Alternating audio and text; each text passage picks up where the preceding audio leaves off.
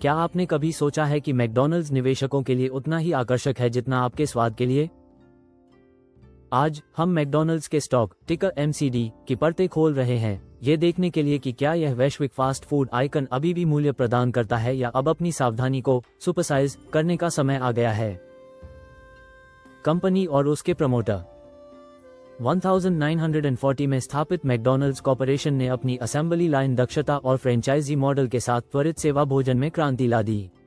आज ये दुनिया भर में 40,000 से अधिक रेस्तरां संचालित करता है, जो रोजाना 70 मिलियन से अधिक ग्राहकों को सेवा प्रदान करता है। CEO क्रिस केम्प्सिंस्की के नेतृत्व में मैकडॉनल्ड्स की प्रबंधन टीम में जोसेफ अर्लीगर अध्यक्ष, McDonald's USA, Ayaan Borden CFO और मैनुअल स्टीजार्ट EVP अंतर्राष्ट्रीय संचालित बाजार शामिल हैं।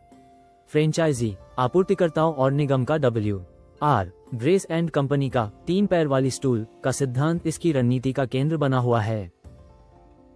10 वर्षीय वित्तीय विश्लेषण। आइए आंकड़ों को तोड़कर देखें। राजस्व 2015 में $21.0 बिलियन से बढ़कर 2024 में $25.9 बिलियन हो गया। 2025 की दूसरी तिमाही का राजस्व साल दर साल 5% बढ़कर $6.8 बिलियन हो गया। 2025 की दूसरी तिमाही में शुद्ध आय $2.25 बिलियन तक पहुंच गई। यह 11% की वृद्धि है, जो 3.8% की वैश्विक तुलनीय बिक्री वृद्धि से प्रेरित है। परिचालन मार्जिन ऑपरेटिंग मार्जिन्स 42% के करीब रहा है, जो मजबूत लागत नियंत्रण और मूल्य निर्धारण शक्ति को दर्शाता है। $1.08 बिलियन की नकदी के मुकाबले कर्ज $51.95 बिलियन है, जिसके परिणामस्वरूप शेयर बायबैक और लाभांश के कारण उच्च ऋण से इक्विटी अनुपात डेट टू इक्विटी रेशियो है, जो कि परिपक्व उपभोक्ता दिग्गजों के लिए सामान्य है। सरल शब्दों में, मैकडॉनल्ड्स लगातार राजस्व बढ़ाता है, उसका एक स्वस्थ हिस्सा मुनाफे में बदलता है और शेयरधारकों को पुरस्कृत करने के लिए कर्ज का लाभ उठाता है, हालांकि यह वित्तीय लचीलेपन की कीमत पर होता है। स्टॉक चार्ट तकनीकी विश्लेषण। दीर्घकालिक चार्ट पर जूम करने पर वर्तमान ट्रेडिंग रेंज NSE MCD पर ₹284 के सपोर्ट और ₹315 के करीब रेजिस्टेंस के बीच है। एक सिकुड़ते हुए वेज नारोइंग वेज का बनना निकट अवधि में कंसोलिडेशन का संकेत देता है। 14 दिवसीय RSI लगभग 32 पर है, जो संकेत देता है कि स्टॉक ओवरसोल्ड हो सकता है और एक तकनीकी उछाल के लिए तैयार है। सरल भाषा में, हालिया गिरावट के बाद मैकडॉनल्ड्स तकनीकी रूप से एक वापसी के लिए तैयार दिखता है, बशर्ते कि फंडामेंटल्स सही बने रहें। बेंजामिन ग्राहम मूल्यांकन। मूल्य निवेशक ग्राहम के सूत्र की ओर रुख करते हैं। ग्राहम संख्या = टाइम्स 22.5 टाइम्स BVPS। मैकडॉनल्ड्स के लिए बायबैक से नकारात्मक इक्विटी के कारण ग्राहम संख्या अपने क्लासिक रूप में लागू नहीं होती है। अधिकांश ग्राहम प्रशंसक MCD को प्रीमियम पर कारोबार करते हुए मानेंगे, जिसे डीप वैल्यू के बजाय ग्रोथ के लिए मूल्य दिया गया है।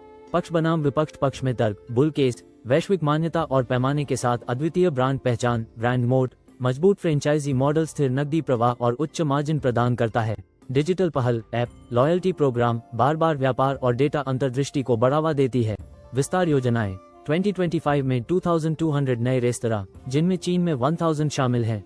विपक्ष में तर्क बेयर केस, यदि उधार लेने की लागत बढ़ती है तो उच्च कर्ज वित्त पर दबाव डाल सकता है। मजदूरी, मुद्रास्फीति और कमोडिटी की कीमतों में उछाल मार्जिन पर दबाव डाल सकता है।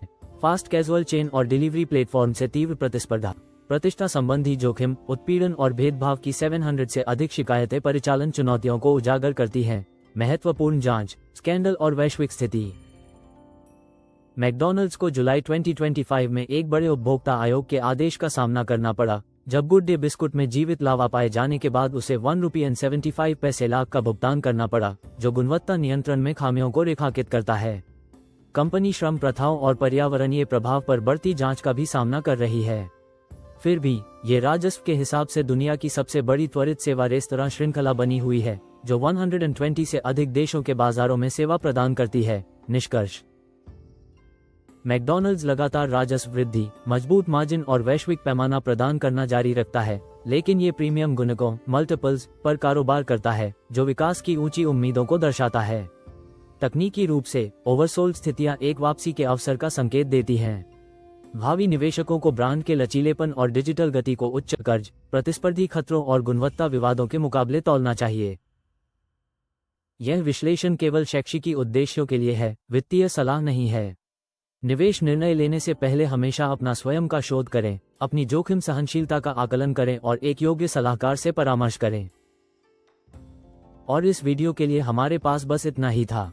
देखने के लिए धन्यवाद। यदि आपको यह वीडियो मूल्यवान लगा तो कृपया लाइक बटन दबाएं, हमारे चैनल को सब्सक्राइब करें और हमें कमेंट्स में बताएं कि आप अगली किस कंपनी का विश्लेषण करवाना चाहेंगे।